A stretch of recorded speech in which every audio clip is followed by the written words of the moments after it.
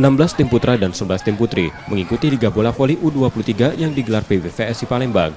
Liga menjadi wadah PBVSI Palembang untuk membangkitkan olahraga bola voli di kalangan anak muda.